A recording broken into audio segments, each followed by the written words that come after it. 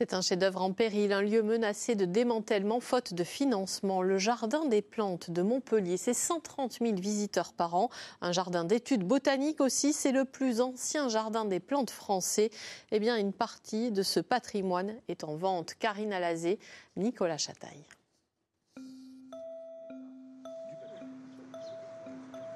C'est un lieu préservé, un jardin en liberté, un peu sous-bois, un peu potager. Et qui c'est qui va s'occuper de la plantation là? On n'arrose pas, hein? Non. Longtemps à l'abandon, il bénéficie aujourd'hui des soins enthousiastes d'une trentaine de bénévoles. Vous semez quoi là en fait?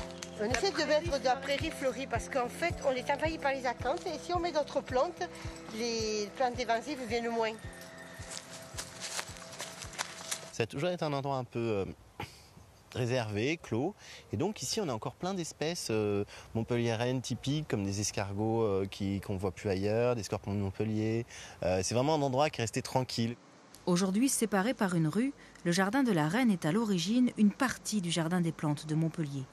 Entre les deux, le bâtiment de l'intendance royale, maison de l'administrateur.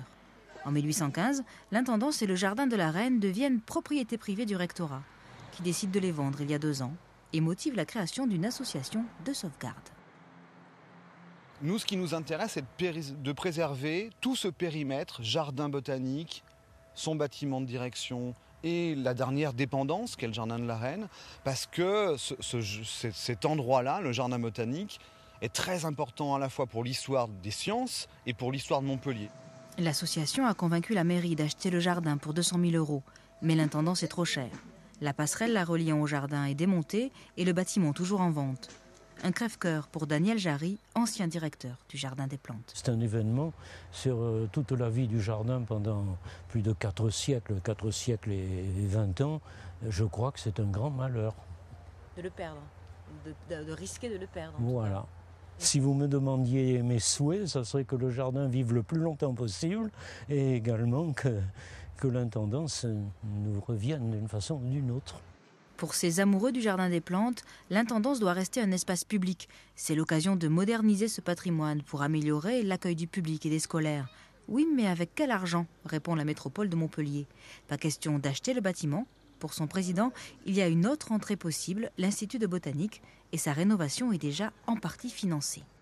Je pense qu'il serait bien que l'université, lors de la réfection de l'ensemble des bâtiments de l'Institut de botanique, puisse mettre en évidence cette entrée naturelle qui pourrait être bordée par une série de volumes construits qui pourraient abriter ici un café, ici un centre de renseignement, un centre de recherche lié au Jardin des Plantes.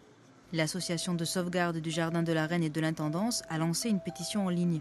Elle prépare surtout la création d'un fonds de dotation pour attirer des mécènes et éviter que des promoteurs privés ne coupent définitivement en deux le patrimoine botanique montpelliérain.